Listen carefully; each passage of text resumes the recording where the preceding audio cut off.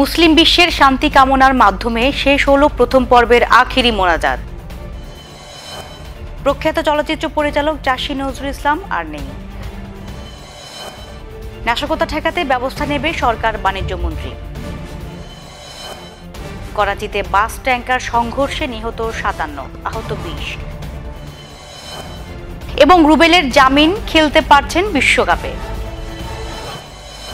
আসসালামু আলাইকুম, শুনছিলেন প্রধান শিরোনাম। মিলেনিয়াম সংবাদের সঙ্গে আছি আমি আফরোজা। এবারে বিস্তারিত। মুসলিম বিশ্বের শান্তি এবং সমৃদ্ধি কামনার মাধ্যমে লাখো মানুষের অংশগ্রহণে অনুষ্ঠিত হলো বিশ্ব ইজতেমার প্রথম পর্বের আখিরি মোনাজাত। আর এই আখিরি মোনাজাতের মাধ্যমে শেষ হলো ৫০তম বিশ্ব ইজতেমার প্রথম পর্ব। এতে অংশ নেন লাখ লাখ মুসল্লি। আমাদের গাজীপুর প্রতিনিধি জসিমউদ্দিন জানিয়েছেন, লাখো মুসল্লির সঙ্গে টেলিভিশন পর্দার মাধ্যমে বঙ্গভবন থেকে রাষ্ট্রপতি আব্দুল হামিদ, গণভবন থেকে প্রধানমন্ত্রী শেখ হাসিনা এবং গুলশান দলীয় কার্যালয় থেকে বিএনপি চেয়ারপারসন বেগম খালেদা জিয়া মোনাজাতে অংশ নেন। রোববার বেলা সোয়া ১১টা থেকে ১১টা ৪৮ পর্যন্ত মোনাজাত হয়। প্রথমবারের মতো এবার মোনাজাত পরিচালনা করছেন তাবলিগের অন্যতম শীর্ষ মুরব্বী দিল্লির মাওলানা মোহাম্মদ সাদ। মোনাজাতের আগে তিনি হেদায়েতি বক্তব্য পেশ করেন। দীর্ঘদিন ধরে মোনাজাত পরিচালনা করে আসছেন দিল্লির মাওলানা জুবাইরুল হাসান। গত বছর তিনি ইন্তেকাল করায় এবার দোয়া পরিচালনা করেন মাওলানা সাদ। আখিরি মোনাজাতে অংশ নিতে লাখো মুসল্লির পদভারে মুখরিত হয়ে উঠেছে টঙ্গীর তুরাগতীর।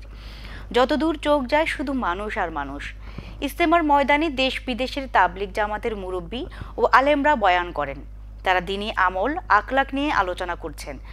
মনোযোগ সহকারে শুনেন উপস্থিত লাখো মুসল্লি। এর আগে আখিরি মোনাজাতে অংশ নিতে শনিবার রাত থেকেই ঢাকা ও এর আশপাশ ছাড়াও বিভিন্ন স্থান থেকে নতুন করে ধর্মপ্রাণ মুসল্লিরা আসেন টঙ্গীর তুরাগতীরের ইজতেমার ময়দানে।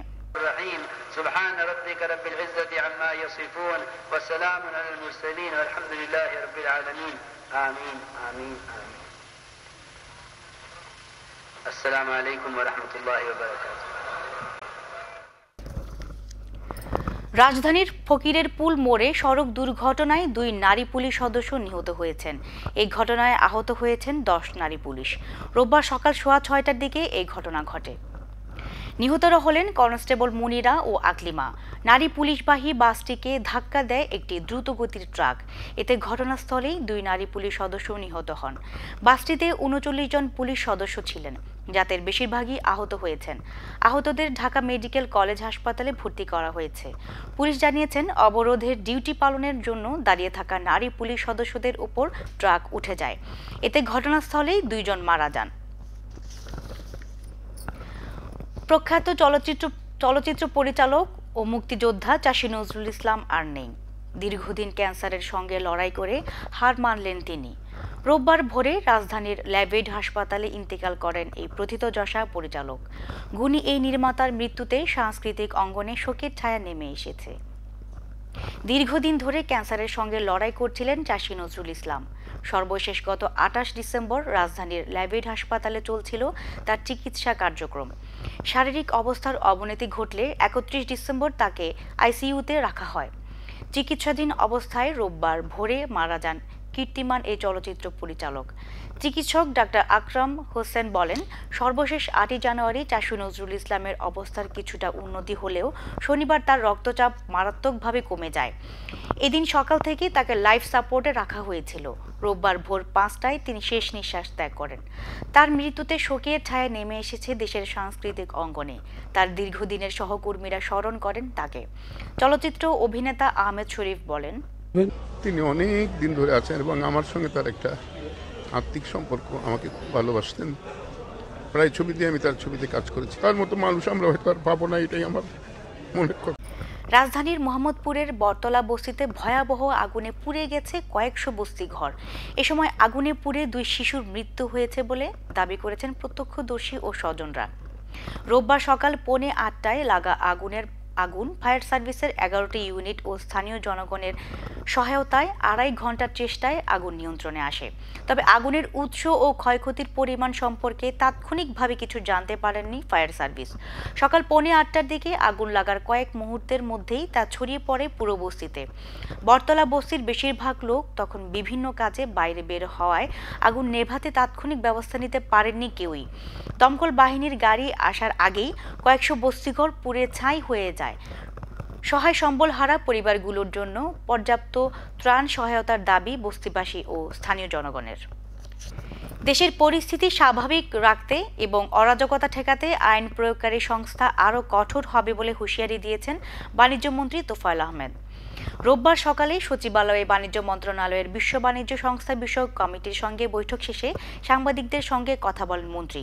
এ সময় তিনি বলেন, তো অরাজকতা বিশৃঙ্খলা সৃষ্টি করে কোনো লাভ হবে না, কারণ সরকার এই যে বিশ্ব ইজতেমা শেষ হয়ে গেছে হয়তো আজকে, তারপরে এই ধরনের গুপ্ত হত্যা, সন্ত্রাসী কার্যকলাপ বা জঙ্গি তৎপরতা যাতে কেউ করতে না পারে, সেই জন্য কঠোর ব্যবস্থা আইন প্রয়োগকারী সংস্থা গ্রহণ করবে। বিএনপি চেয়ারপারসন বেগম খালেদা জিয়ার গুলশানের রাজনৈতিক কার্যালয়ের দুপাশে আবারও বালু, সিমেন্ট ও কাঠ ভর্তি 7টি ট্রাক রাখা হয়েছে। তিনি সেখানে নবম দিনের মতো অবস্থান করছেন। এখনও বিপুল সংখ্যক পুলিশ মোতায়েন রয়েছে সেখানে। রোববার সকাল থেকেই এই সড়ক দিয়ে জনসাধারণের চলাচল নিয়ন্ত্রণ করছে পুলিশ। কার্যালয়ের মূল ফটকের দুই পাশে পুলিশের পিকআপ ভ্যান ও জলকামান রেখে বন্ধ করে রাখা হয়েছে সড়ক। বেলা 12টার দিকে মাদারীপুরের 2 আসনের সাবেক এমপি হেলেন জেরিন খানের নেতৃত্বে 6 সদস্যের একটি দল বেগম জিয়ার সঙ্গে দেখা করতে যান। গত বৃহস্পতিবার 11:30টার দিকে বিএনপি চেয়ারপারসন বেগম খালেদা জিয়ার গুলশানের রাজনৈতিক কার্যালয়ের মূল ফটকের তালা খুলে দেয় পুলিশ। গত 3রা জানুয়ারি রাত 8টা থেকে বেগম জিয়া তার কার্যালয়ে অবস্থান করছেন। অবরোধকে কেন্দ্র করে নাশকতা এড়াতে নোয়াখালীর বিভিন্ন থানা এলাকায় বিশেষ অভিযান অব্যাহত রেখেছে পুলিশ। আমাদের নোয়াখালী প্রতিনিধি ইয়াকুব নবী ইমন জানিয়েছেন, এর অংশ হিসেবে শনিবার রাত থেকে রোববার দুপুর পর্যন্ত পুলিশ অভিযান চালিয়ে বিরোধী জোটের অর্ধশত নেতাকর্মীকে গ্রেফতার করেছে। Noakhali police super SP Ilias Sharif জানান, গ্রেফতারকৃতদেরও বিরুদ্ধে হরতাল, অবরোধের, নাশকতায় জড়িত থাকার অভিযোগ রয়েছে। এমন অভিযান অব্যাহত থাকবে বলে জানান এসপি ইলিয়াস শরীফ। সুপ্রিম কোর্টের অ্যানেক্স ভবনের 9 নম্বর আদালতের ভেতর থেকে একটি বোমা সদৃশ বস্তু উদ্ধার করেছে পুলিশ। বোমা সদৃশ বস্তুটি একটি বই কেটে ভেতরে বসানো রয়েছে। অ্যানেক্স ভবনের 9 নম্বর বিচার কক্ষের ভেতরে আইনজীবীদের বসার বেঞ্চে বইটি পাওয়া যায়। বেঞ্চ অফিসার আব্দুল হাসিব সাংবাদিকদের জানান, বেঞ্চের বিচারপতিরা মধ্যাহ্ন বিরতিতে যাওয়ার পর ফাঁকা এজলাস কক্ষের পেছনের বেঞ্চে বইটি দেখা যায়। পরে কক্ষটি বন্ধ করে রেখে পুলিশকে খবর দেওয়া হয়। এ খবরে আদালত ভবনে আতঙ্ক ছড়িয়ে পড়ে। পরে গোয়েন্দা পুলিশের একজন বোমা বিশেষজ্ঞ ঘটনাস্থলে এসে বই থেকে কৌটাটি বের করে বালতির পানিতে চুবিয়ে বাইরে নিয়ে যায়। রাজনীতিতে বিদেশের নাম ভাঙিয়ে মিথ্যাচার চললে ভাবমূর্তি নষ্ট হওয়ার পাশাপাশি বহির্বিশ্বে দেশের কূটনৈতিক অবস্থানও দুর্বল হয়ে পড়ে বলে মনে করেন দেশের বিশিষ্টজনরা। তাদের মতে, ভারতের ক্ষমতাসীন দলের কোনো নেতার সঙ্গে বেগম জিয়ার ফোনালাপ হলে কিংবা মার্কিন কংগ্রেস সদস্যরা বিবৃতি দিলে বিএনপির যেমন খুব বেশি লাভবান হবার সুযোগ নেই, অন্যদিকে আওয়ামী লীগেরও বিচলিত হওয়ার কিছু নেই। দেশের অন্য যে রাজনীতি, তাতে বিদেশি নির্ভরতা বাদ দিয়ে দেশের মানুষকে বেশি বেশি সম্পৃক্ত করার উপর জোর দিচ্ছেন তারা। নানা নাটকীয়তার মধ্য দিয়ে এগিয়ে চলা বাংলাদেশের রাজনীতিতে এখন নতুন নাটক ফোনালাপ। তবে শনিবার বিকেলে বাংলাদেশের বেশ কয়েকটি গণমাধ্যমে নিজের অবস্থান পরিষ্কার করেছেন বিজেপির সভাপতি অমিত শাহ নিজেই। No any call for our side. Totally rumor. সংবাদের এই পর্যায়ে নিচ্ছি ছোট্ট একটি বিরতি, সঙ্গেই থাকুন। Information technology, IT. IT is wow. It's stuff your parents haven't even thought of yet. IT is moving, it's mixing, sharing, and more. IT is solving problem, thinking, and processing. IT is making money, saving lives, changing the world. It's a living, it's a life. IT is in your pocket. It's at your fingertips. It's here, there, and everywhere. IT is on CSI, in business, in the lab, it's in the hospital, on the radio, in the movies. Welcome to Concord IT Development, Total IT Solution. Our services: web development, dynamic web solution, application development, domain registration, web hosting, network solution. We are available on 37 to 47 73rd Street, Newark, USA.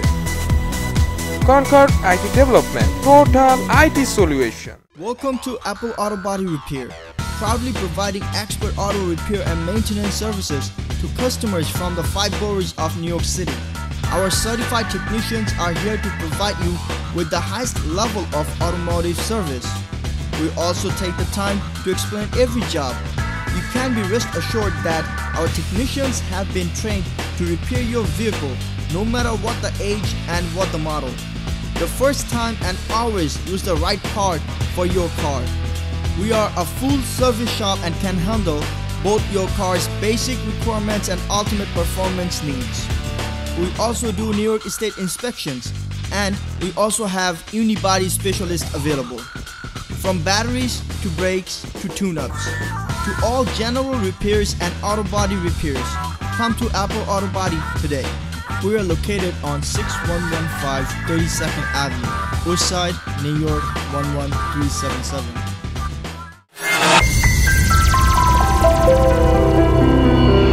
Friends development, একটি স্বপ্নের ঠিকানা, একটি সুন্দর আবাসস্থল। Friends development আপনার স্বপ্নের বাস্তব রূপ দেয়। নতুন ডুপ্লেক্স, অ্যাপার্টমেন্ট, কমার্শিয়াল বিল্ডিং নির্মাণের জন্য নির্ভরযোগ্য একটি প্রতিষ্ঠান। ফ্রেন্ডস ডেভেলপমেন্ট, অত্যাধুনিক ডিজাইন, সর্বশেষ প্রযুক্তির সমন্বয়ে আমাদের কর্মতৎপরতা। কনক্রিট, সিমেন্ট আর ইস্পাতের মজবুত বন্ধনে গড়ে উঠুক আপনার বাড়ি।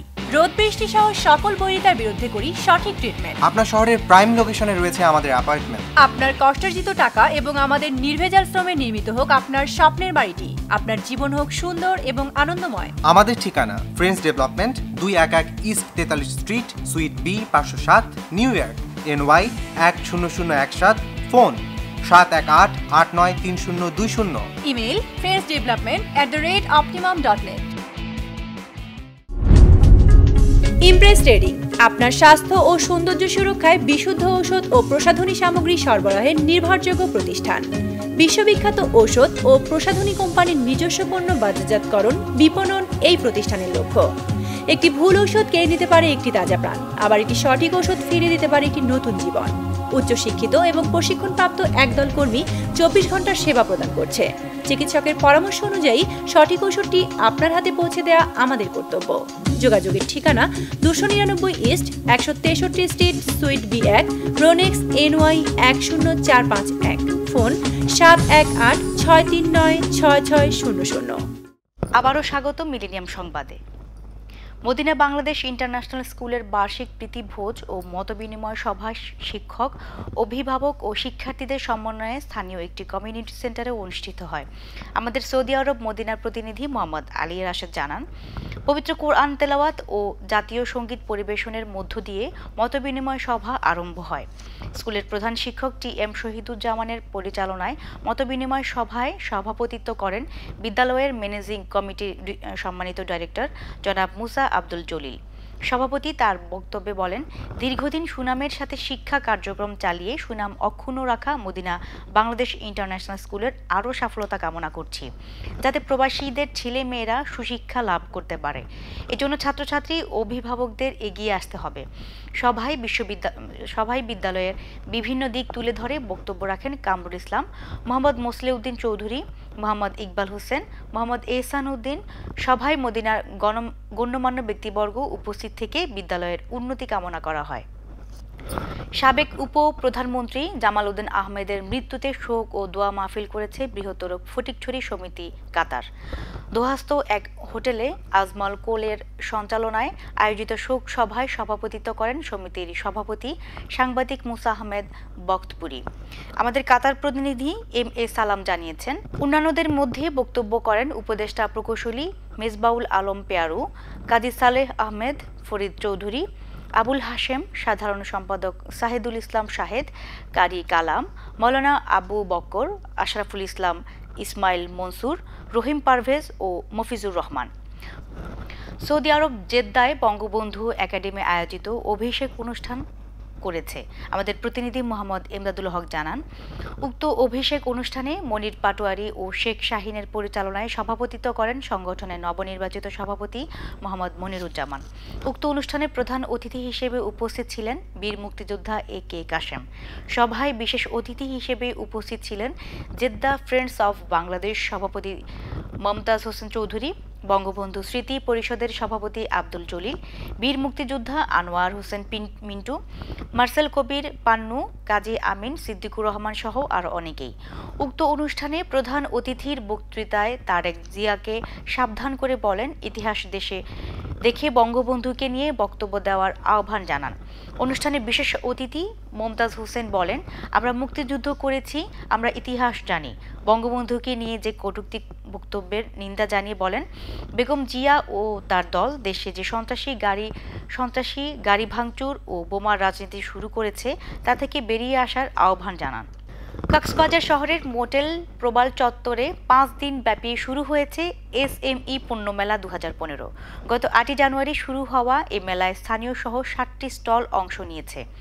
আমাদের কক্সবাজার প্রতিনিধি M আমান উল্লাহ জানিয়েছেন, SME মেলায় ইলেকট্রিক্যাল ও ইলেকট্রনিক্স সামগ্রী, লাইট ইঞ্জিনিয়ারিং পণ্য, কৃষি প্রক্রিয়াজাতকরণ পণ্য, চামড়াজাত সামগ্রী, বাটিক বুটিক সহ প্লাস্টিক ও সিনথেটিক ডিজাইন ও ফ্যাশন ওয়্যার সহ অন্যান্য সেক্টরের পণ্য প্রদর্শন ও বিক্রি হচ্ছে। স্থানীয় সংসদ সদস্য সাইমন সারোয়ার কমল এই মেলা পরিদর্শন করেন।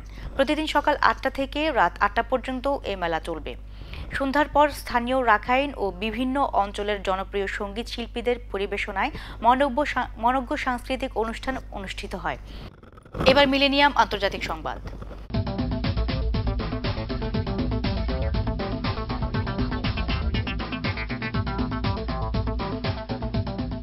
পাকিস্তানের করাচিতে একটি যাত্রীবাহী বাসের সঙ্গে তেলবাহী ট্যাঙ্কারের সংঘর্ষে অন্তত 57 জন নিহত হয়েছে, আহত হয়েছে আরও 20 জন। শনিবার রাতে বাসটি শিখরপুর থেকে করাচি যাওয়ার পথে বিপরীত দিক থেকে আসা তেলবাহী ট্যাঙ্কারের সঙ্গে সংঘর্ষ হয়। এতে দুটি বাহনেই আগুন ধরে যায়। পুলিশ জানায়, বাসটিতে 55 জন যাত্রী ছিল। নিহতদের মধ্যে নারী ও শিশুও রয়েছে। বাসের ছাদে যেসব যাত্রীরা ছিলেন তারা লাফিয়ে নেমে যাওয়ায় অনেকেই প্রাণে বেঁচে যান। করাচির পুলিশ কমিশনার অভিযোগ করেন, ট্যাঙ্কার চালকের অবহেলার কারণে এই দুর্ঘটনা ঘটেছে।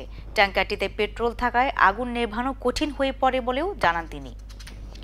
দক্ষিণ কোরিয়ার সিউলে একটি 10তলা ভবনে আগুন লেগে নিহত হয়েছেন কমপক্ষে 4 জন। এছাড়াও আহত হয়েছেন শতাধিক। স্থানীয় দমকল বাহিনী জানায়, সিউলের উইজিয়ংবু সাবওয়ে স্টেশনের কাছে অবস্থিত ভবনটির পার্কিং লট থেকে প্রথম আগুন জ্বলতে দেখা যায়। মুহূর্তেই তা বিভিন্ন গাড়িতে ছড়িয়ে যায়। প্রচণ্ড ধোঁয়ার কারণে ভবনটির বাসিন্দারা বের হতে ব্যর্থ হয় বলেও জানায় পুলিশ। আগুন পাশের আরও 2টি ভবনে ছড়িয়ে যায় বলে জানা গেছে। প্রায় কয়েক ঘন্টার চেষ্টার পর আগুন নিয়ন্ত্রণে আনতে সক্ষম হয় দমকল বাহিনী। এবার মিলেনিয়াম খেলার সংবাদ।